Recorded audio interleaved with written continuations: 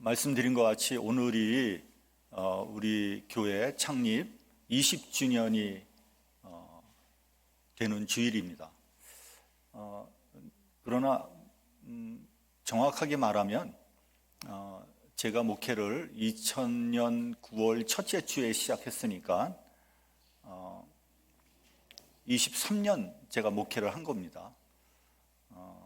꽤 오래 목회했죠.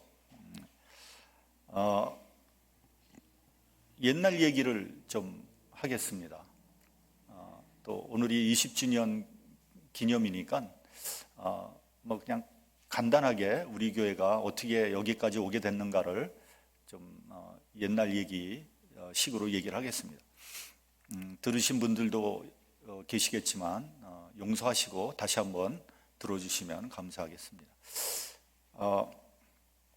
저는 뒤늦게 은혜를 받고 1993년에 신학교에 입학했습니다. 하나님의 부르심이 있는 것 같아서 제가 귀로 들은 것도 아니고 본 것은 아니에요. 그러나 하나님의 부르심이 있는 것 같아서 신학교를 어쩔 수 없이 가게 됐어요. 그렇다고 제가 목사를 하려고 한 것도 아니고요.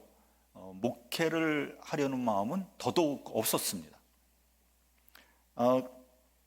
3년이면 끝나는 그 신학교 코스를 제가 비즈니스를 하면서 파트타임으로 공부했기 때문에 5년이 걸렸습니다. 첫 해에는 제가 그때 평신도 때니까 나는 집사라고 스스로 그렇게 우기다가 이제 2년째 되는 해에는 전도사를 할 수밖에 없었어요. 왜냐하면은 그게 필수 코스이기 때문에 전도사를 할 수밖에 없었고 어쩔 수 없이 전도사가 되었습니다. 졸업대가 다 되어 가면서 목사가 되는 것이 거부할 수 없는 나의 운명인 것 같아서 1998년에 목사 안수를 받았고요. 부목사로 그 교회에서 사역을 하게 됐습니다. 그러니까 한마디로 이렇게 떠밀려 온 거예요. 떠밀려. 제가 무슨 목사 되겠다고 생각해본 적도 없고 떠밀려서 이제 오게 된 거죠. 저는 담임 목사님을 도와서 좋은 교회를 만들어 보자는 생각을 했지 제가 담임 목사를 한다는 생각은 하지 않았습니다. 시카고에 그 당시만 해도 한 250개 한인교회가 있는데 내가 뭐 때문에 또 교회를 세우는가? 담임 목사를 할 능력도 없고요. 또 그럴 만한 재주도 없다고 생각했습니다. 허구한 날 설교를 할 능력도 없고요. 또 매번 설교를 할 때 새로운 설교를 해야 할 수 있는 그런 자신도 없었습니다. 게다가 매일 새벽 기도를 한다고요? 불가능하다고 생각했습니다. 왜냐하면은 저와 제 처는 저녁만 되면 이렇게 눈이 번쩍 뜨이고 정신이 맑아지면서 밤늦게까지 막 설쳐야 되는 야행성 체질이었거든요. 그런데 제가 부목사 생활을 한 2년 정도 했을 때 그 교회에서 더 이상 사역을 할 수 없는 그런 지경에 몰리게 됐습니다. 안 되겠다. 이거 어떻게 해야 되나? 근데 나이는 들어서 다른 교회에서 부목사로 쓸 것 같지는 않고 그러면 이것이 담임 목사를 하라는 하나님의 뜻인가? 그래서 이제 청빙에 응모를 하게 됐습니다. 저는 좀 자신이 있었어요. 왜냐하면 제가 다른 사람보다 모자르지 않다고 생각했거든요. 제가 한국에서 그렇게 나쁜 대학을 나온 것도 아니고 또 미국 신학교에서 우수한 성적으로 졸업을 했고 또 인물도 이만하면 한 중간쯤은 가잖아요. 키도 이만하면은 중간쯤은 간다고 생각하고 전도사 부목사도 했겠다. 제가 이렇게 큰 교회는 가지 못한다고 할지라도 그래서 그냥 웬만한 교회는 나를 불러주리라 생각을 했어요. 근데 그것이 오해였어요. 여러 군데 응모를 했는데 아무데도 저를 부르는 데가 없는 거예요. 심지어는 저기 있는 조그만 시골 교회에서도 저를 부르지 않더라고요.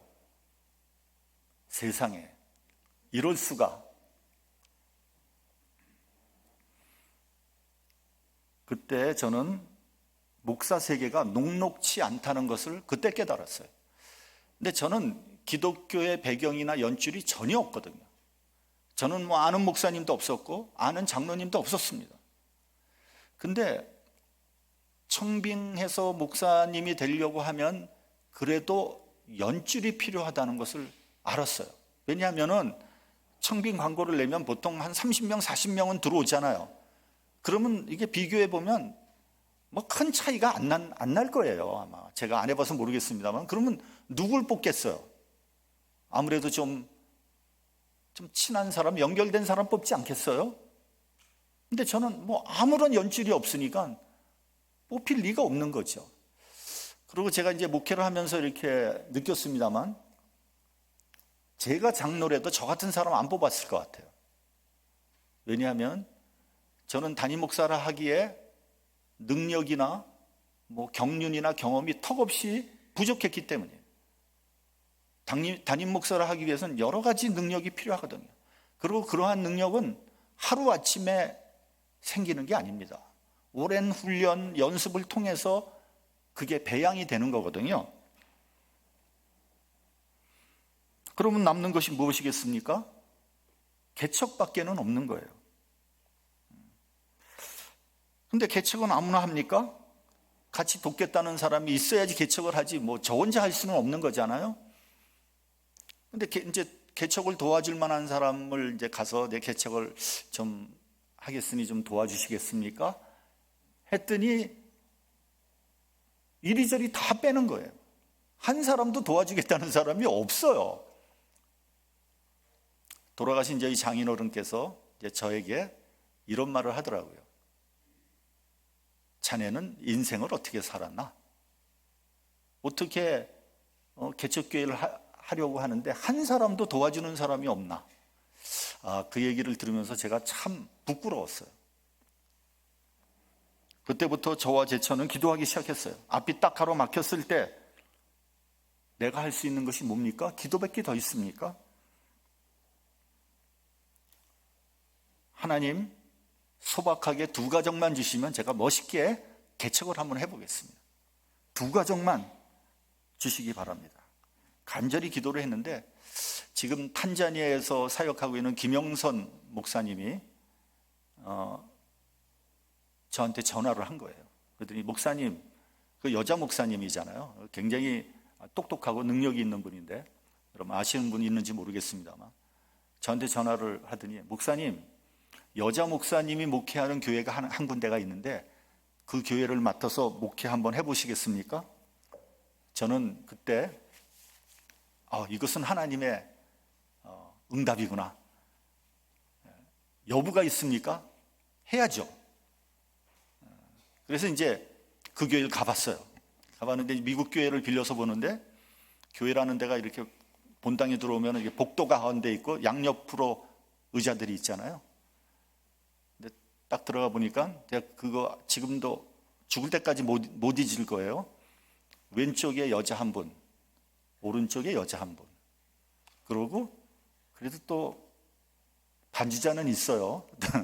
여자 한 분이 반주하고, 여자 3명, 2가정. 그 반주자하고 여기 앉으신 분이 엄마하고 딸이에요. 그리고 여기 앉으신 분은 노처녀. 그렇게 딱 2가정 지었어요. 어떻게 기도를 한 대로 그렇게 응답하시는지. 그럴 줄 알았으면 한 10가정 달라고 그렇게 기도했을 텐데. 그래서 기도도 담대하게 해야 된다는 것을 그때 깨달았어요. 그렇게 2000년 9월 첫째 주일부터 목회를 시작했어요. 금방 부흥할 수 있다, 뭐 자신감이 넘쳤어요. 근데 쉽지 않았어요. 설교부터 헤맸어요. 제 처가 아니 무슨 설교를 그렇게 난삽하고 그렇게 장황하게 하냐. 핀잔을 주는 거예요. 아니 설교를 할 때 한두 가지만 얘기하지 뭘 그렇게 많이 얘기하려고 그러냐. 평생 마이크 잡을 텐데. 그 얘기를 딱 들으니까 기분이 확 상하더라고요. 목사는 설교로 말하는데 내 설교가 형편없구나.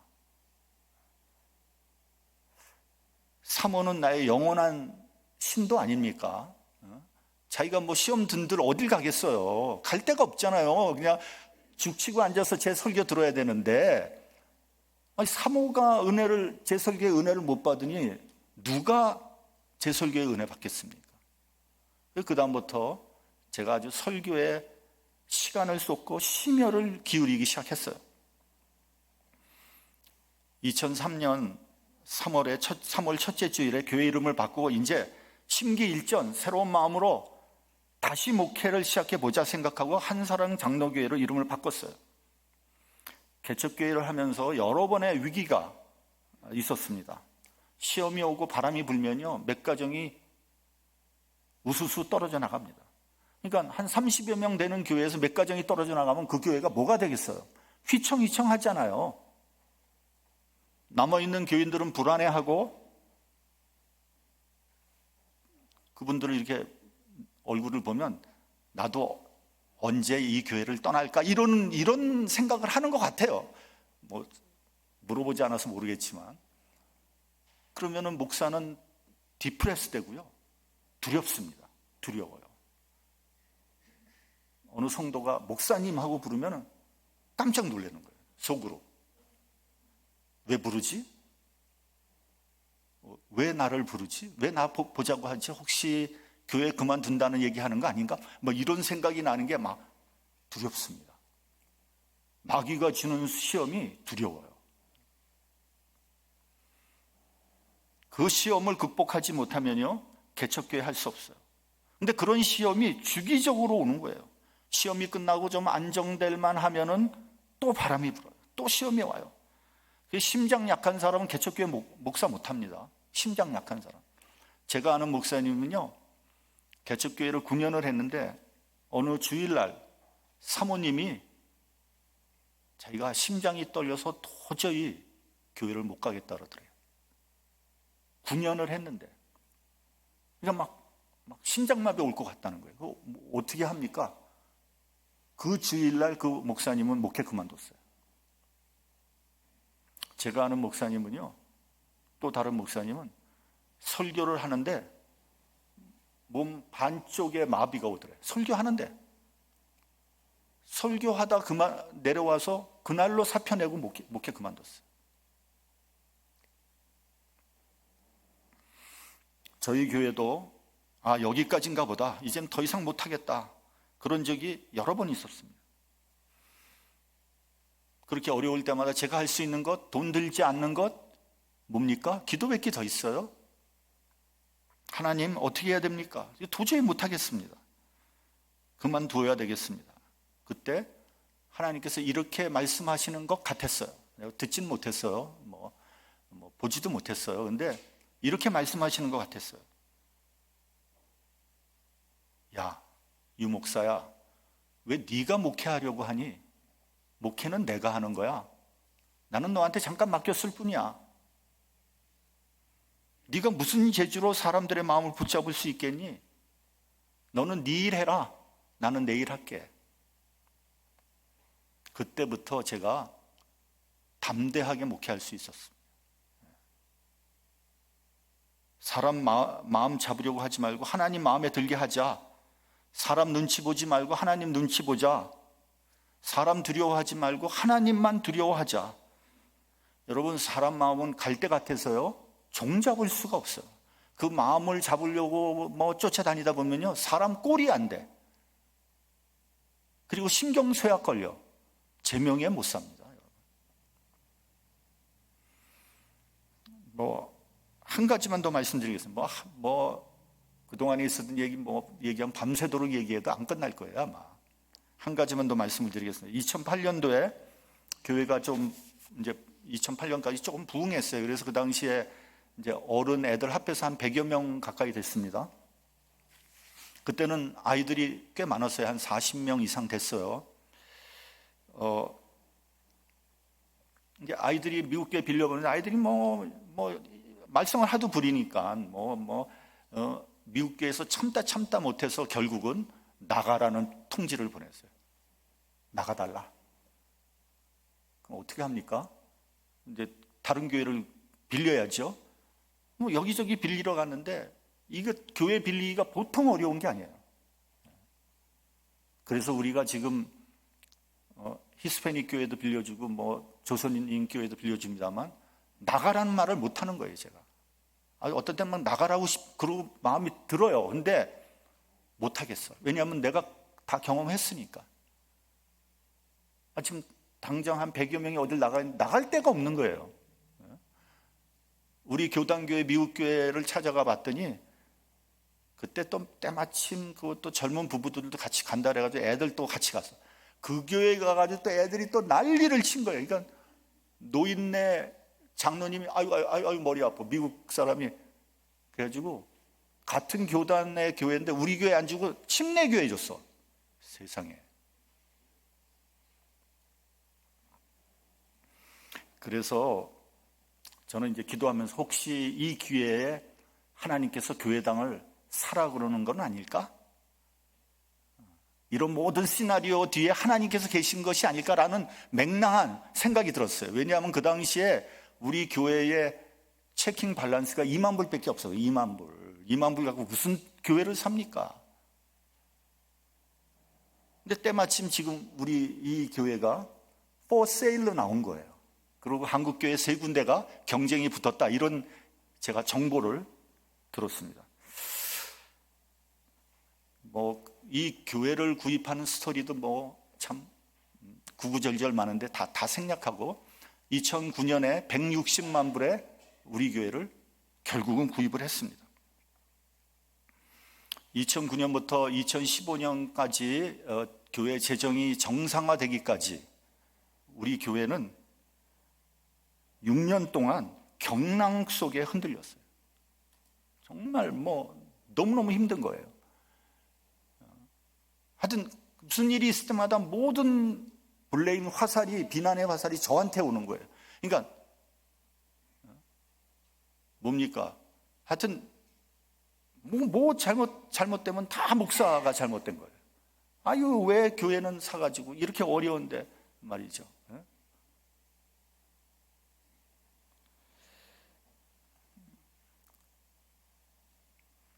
게다가 이상한 스캔들까지 터져서 교회는 아주 풍전등화 같은 그런 상태가 됐습니다. 그 어려움을 뚫고 어떻게 그 어려움을 극복했는지는 불가사의입니다. 어떻게 했는지 몰라요. 어떻게 우리 교회가 재정 상태가 정상화됐는지도 잘 몰라요. 정상화될 수가 없는 그런 상황이었거든요. 몰라요, 잘. 물론 노력은 했죠. 정말 야곱이 고백한 것과 같이 험한 세월을 보냈습니다. 첫째는 하나님께서 도와주셨어요. 이거는 제가 그냥 의례적으로 하는 말이 아니에요. 하나님의 도움이 없었다면 우리 교회는 진즉에 문 닫을 수밖에 없었어요. 두 번째는 여러 성도들의 헌신이 있었습니다. 물론 그런 와중에서도 교회를 떠난 분들도 많이 있습니다만 그분들도 나름대로 자신들의 몫을 해주셨습니다.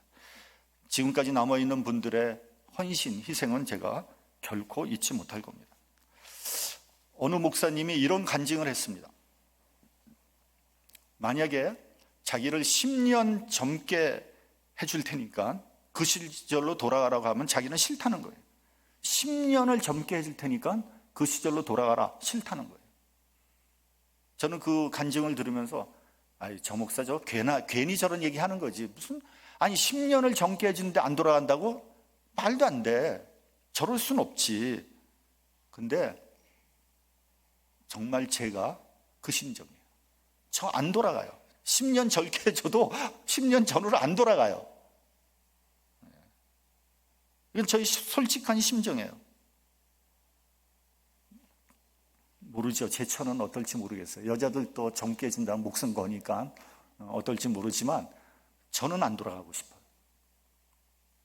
그러나 하나님께서 돌아가라 그러면 뭐 돌아갈 수밖에 없겠죠. 또 해야죠. 무슨 방법이 있겠습니까? 돌아보면 20년 동안 별로 한 일은 없어요. 당장 발 앞에 떨어진 시급한 문제를 해결하기 위해서 달려왔을 뿐입니다. 부끄러운 일이죠. 그러나 자랑할 만한 것도 있긴 있어요. 그 어려운 가운데서도 10년, 20년을 바라보고 2018년부터 2세들을 위한 교육관을 짓기 시작했어요. 그래서 2020년도에 완공했습니다. 조금 규모는 작지만 그것이 우리가 할 수 있는 최선의 것이었어요.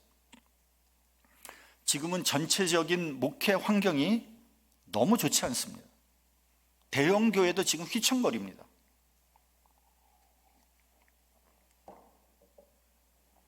앞으로 이민교회는 어떻게 될까? 목회자들의 고민이 큽니다. 이제는 교회 학교와 2세 교회가 세워지지 않으면 희망이 없어요. 뭐 전에도 그랬지만 이제는 이제 끝까지 다 왔어요.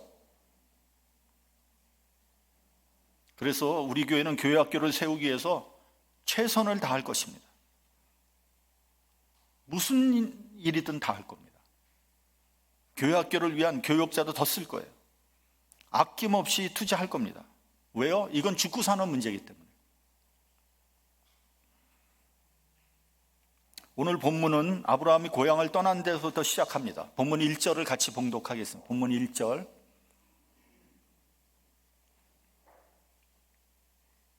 자, 시작.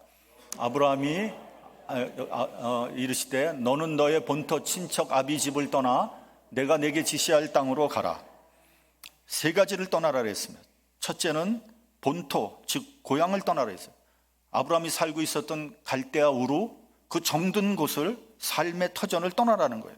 여러분, 고향을 떠나는 일이 얼마나 어려운 일입니까? 어느 사람도 정든 고향을 떠나고 싶은 사람은 없습니다. 그러나 우리 모두는 고향을 떠난 사람이죠. 뭐 고향에 미련이 남아있는 것은 아니지만 그래도 미국 생활 몇 년 하다 보면 고향이 어떤 때 사무치게 그리울 때가 있어요.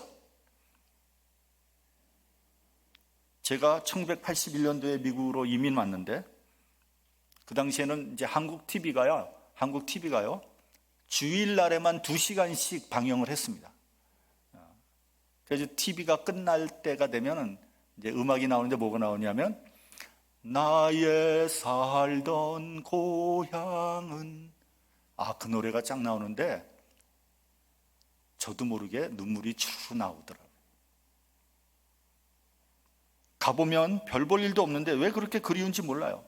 어머니 품 같은 그런 정든 고향을 떠나라는 거예요. 떠나라.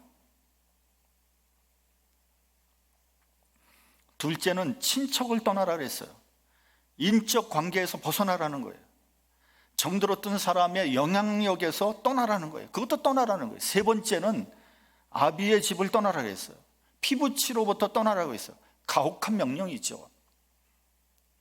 우리 한국 사람들 혈연, 지연 관계가 얼마나 끈끈하고 돈독합니까? 알고 보면 다 연결되어 있다는 거 아니에요? 우리가 그런 말 하잖아요. 우리 한국 사람들은 세 사람만 건너면 다 연결된다. 아무리 요즘이 개인주의적이고 핵가족 시대라고 해도 우리 정서 속에는 대가족의 정서가 아직도 많이 남아 있습니다.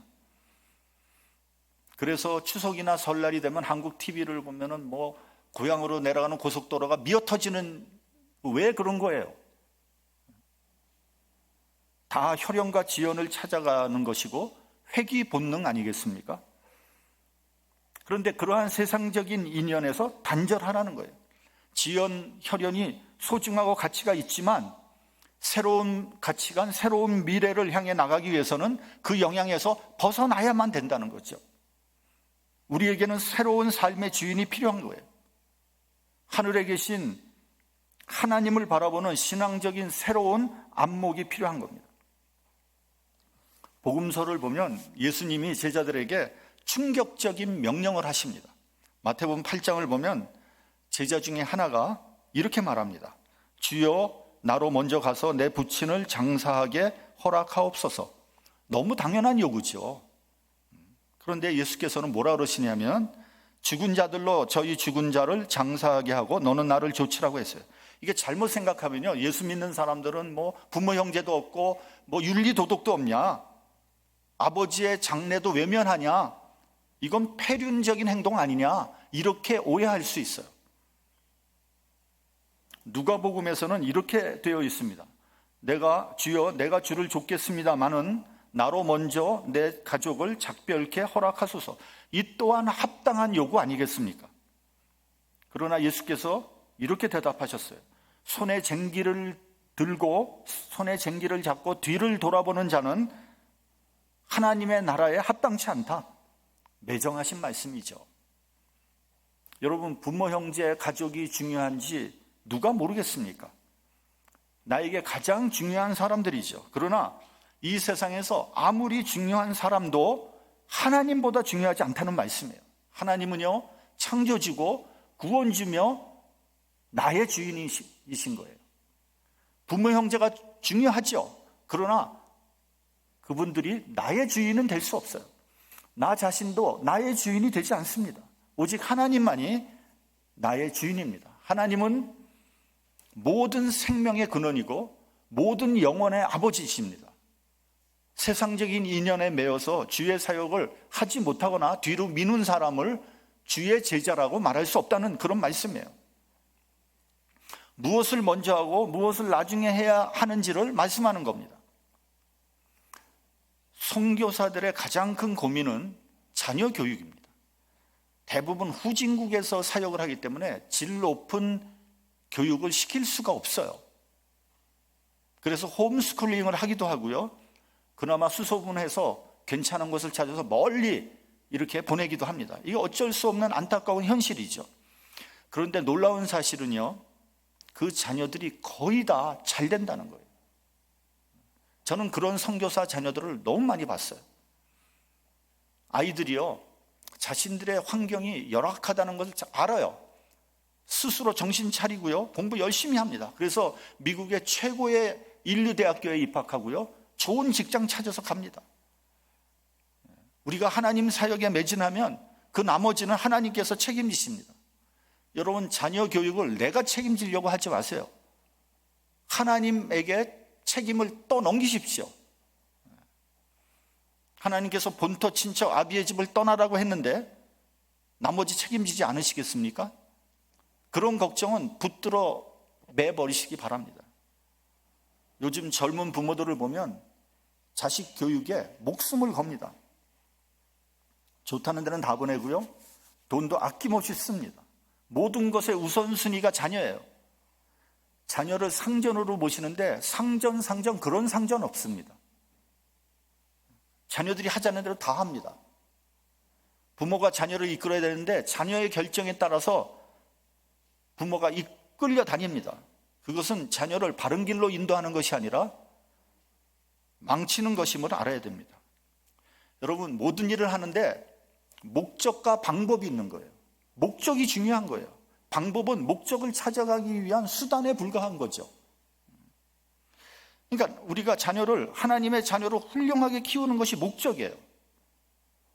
그리고 좋은 환경, 좋은 교육, 뭐 여러 가지 조건은 방법에 불과한 거예요.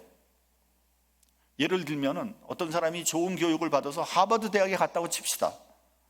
그런데 그 사람이 하나님의 자녀로서 훌륭한 사람이 된 것이 아니라 부모를 무시하고 법망을 요리조리 피하여 다니면서 사회에 악 영향을 끼친다면 그것은 성공이 아니라 저주가 되는 거죠.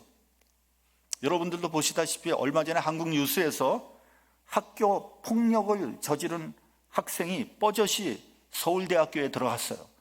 그리고 학교 폭력의 피해자는 자살을 시도하고 또 학업을 지속하지 못하고 지금까지 그 트라우마에 시달리고 있다는 거예요. 학교 폭력을 한 학생의 아버지는 한국의 고위급 검사였다고 합니다.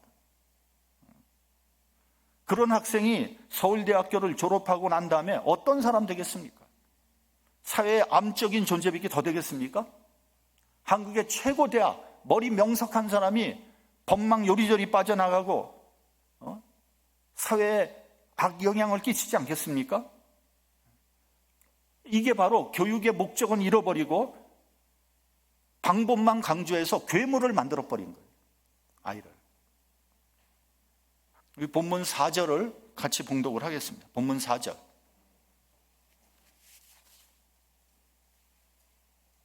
자, 시작. 이에 아브라함이 여호와의 말씀을 쫓아갔고 롯도 그와 함께 갔으며 아브라함이 하란을 떠날 때 그 나이 75세였더라. 시간이 없으니 다른 거 다 생략하고요. 아브라함은 본토 친척 아비의 집을 떠나라는 말도 안 되는 하나님의 명령에 순종했다는 거예요. 물론 제대로 순종한 것은 아닙니다. 창세기 11장 31절을 보면 아브라함과 그의 아버지 데라 그리고 조카 롯이 갈대아 우르를 떠나 가나안 땅으로 가려고 했으나 하란에 이르러 그곳에 거하였다고 했으며 그의 아버지 데라는 205세에 하란에서 죽었다, 이렇게 돼 있어요. 그리고 아브라함이 롯과 함께 하란을 떠날 때 나이가 75세였다, 이렇게 돼 있습니다.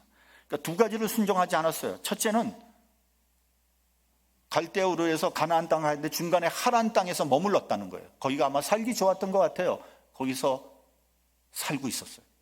그러다가 가나안 땅으로 간 거예요. 두 번째는 아버지와 조카 롯을 데리고 간 거예요. 친척과 아비 다 고향 다 떠나라 그랬잖아요.